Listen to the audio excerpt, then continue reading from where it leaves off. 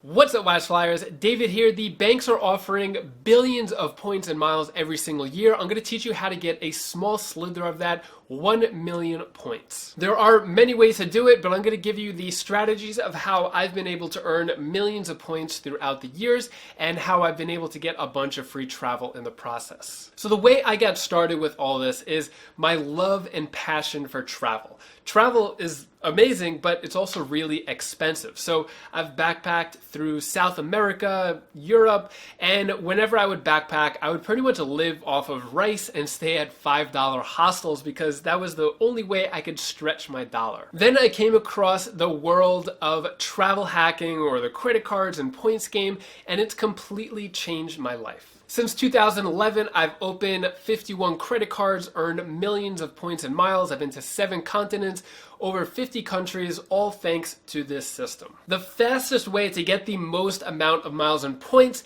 is through credit card sign-up offers. So the banks are offering a bunch of these with over 40 different credit cards. Some are good, some are bad, some give higher offers, some give lower offers. So if you go for the best credit card sign-up offers, you could get hundreds of thousands of points and miles just within a few months. For example, one of my recent credit cards that I got was the Chase Ink Unlimited, offering 50,000 Chase Ultimate Reward points after spending $3,000 in 3 months with no annual fee. Now, you don't want to just go applying for a bunch of different credit cards. The game has changed a lot since I started. In the beginning, I had no idea what I was doing. I signed up for like 12 credit cards within a few months, and fortunately I was able to get approved for all of them and earn a lot of miles and points in the process. But since then, the banks have been cracking down. There's a lot more rules and restrictions when it comes to getting approved for certain credit cards. I'm not going to get into all of these credit card rules and restrictions in this video. It'll make it way too long, but I have a link down in the description below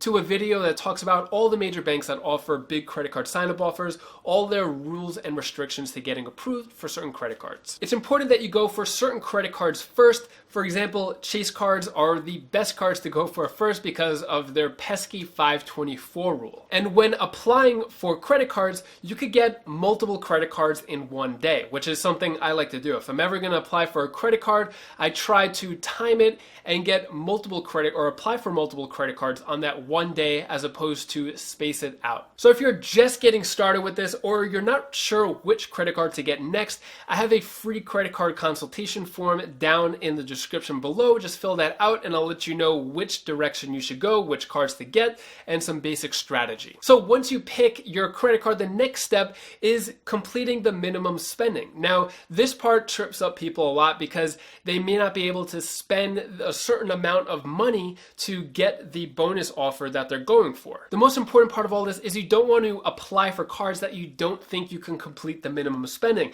That's the number one mistake. You don't want to waste a credit card application if you can't get that sign-up offer. I'm going to give you some techniques and strategies to make it easier to complete that minimum spending. So it doesn't always have to be your spending if you're trying to complete the minimum spending for a credit card to get the sign-up offer. Think of the 5 closest people in your life and contact them to see if they have any big purchases coming up. They may be buying a new couch, a new refrigerator, gym equipment, maybe remodeling their home. If that's the case, offer to pay with your credit card for whatever they're buying. In exchange, they give you the money on the spot, whether through Venmo or if they're a little older, maybe a paper check. Make sure that check clears, or just straight cash. You always want to make sure that you're getting that money before using your card for their big purchase because you don't want to ruin any relationships and make things awkward. Or if you're going out to dinner with a few friends or doing some type of social activity, you could always offer to pay with your credit card and everyone else gives you the money. And to pay for your biggest purchase of the month, whether your mortgage, your rent, your car payment, you could use the service Plastic with a Q at the end. So with Plastic, you're able to pay any bill possible pretty much with a credit card. There is a little transaction fee of 2.5%. So you want to make sure that you're using a card that you're going to complete the minimum spending on, not just any purchase where you're only getting 1 point per dollar. And if you sign up through the Plastic referral link down in the description below, you could get 500 fee-free dollars, so you don't have to pay that 2.5% on the first $500 that you use when signing up through that link. Let's say you complete that minimum spending for the sign-up offer. The next step is to be very smart with your spending. Now, Anytime you're going to make any purchase, you never want to earn only 1 point per dollar. That's the number one rule in this game. You always want to earn at least 2 points or more per dollar anywhere you're shopping. Now, this strategy isn't going to earn you millions of points or miles in a year, but it is going to help you earn more than you normally would for the purchases that you're normally making. For example, if you're going to go to the grocery store in the US or at restaurants, the American Express Gold Card is going to earn you 4 points per dollar in those two categories. If you're spending money on gas, earn more points per dollar there. If you're paying for your internet bill, cell phone, you want to always earn more points per dollar. And there's so many different credit cards that offer high yield for the purchases that you're normally going to make. So always earn more than 1 point per dollar. Now, when it comes to online purchases, you could earn 10 to 20 points per dollar depending on where you're making your purchase. So airlines have shopping portals, hotels have shopping portals. There's a lot of different shopping portals as well as cash back portals.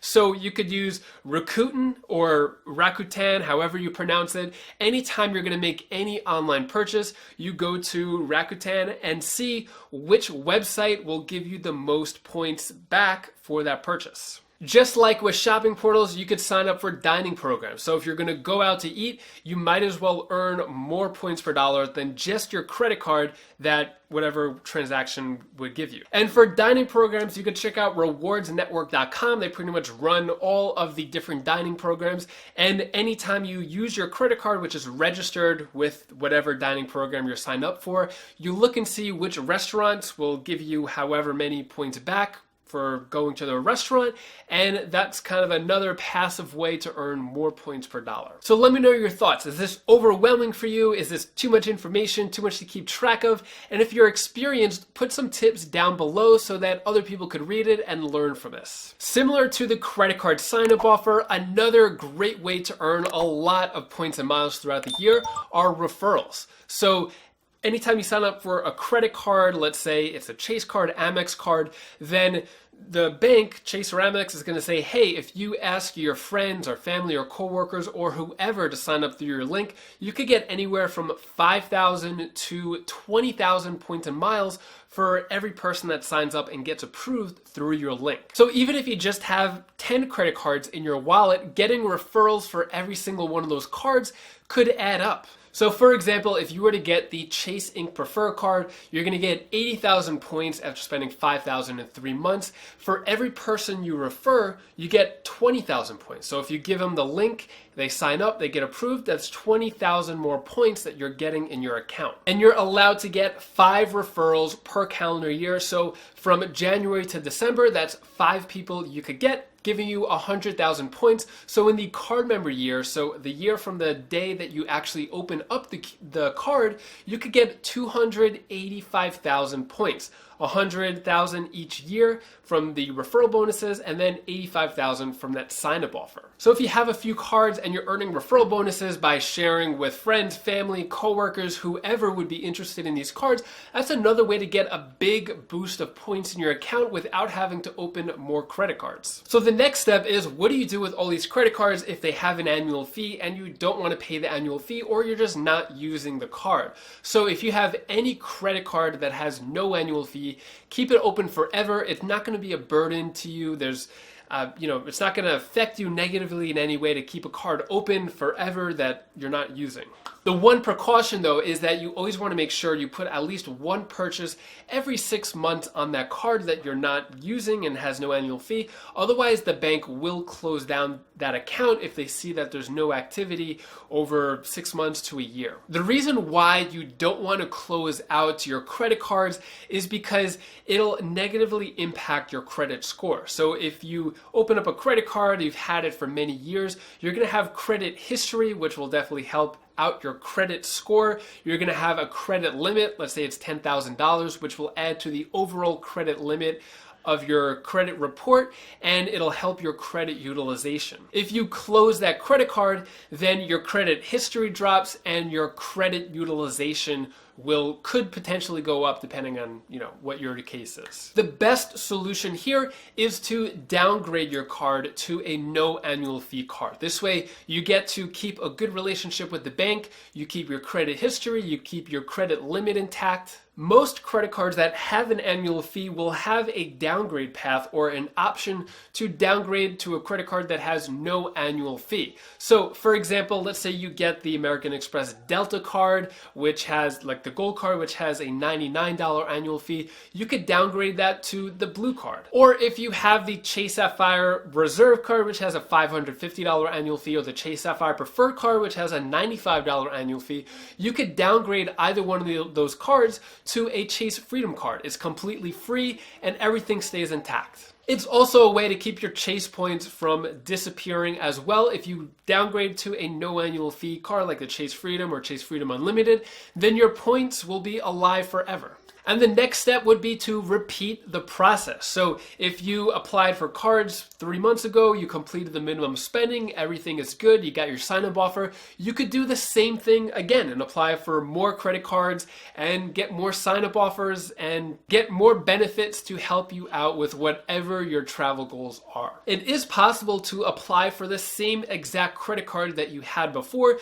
Usually there's some 24-month rule in place. It really depends on the bank and the specific credit card. If you want to learn more about the specific credit card rules and restrictions for 2020, you can click this link over here. It's a video that goes over all of the major bank credit cards rules and restrictions, or you could click this playlist over here. It's a beginner's playlist to get started with all this credit card and travel point stuff, and I'll see you in the next video.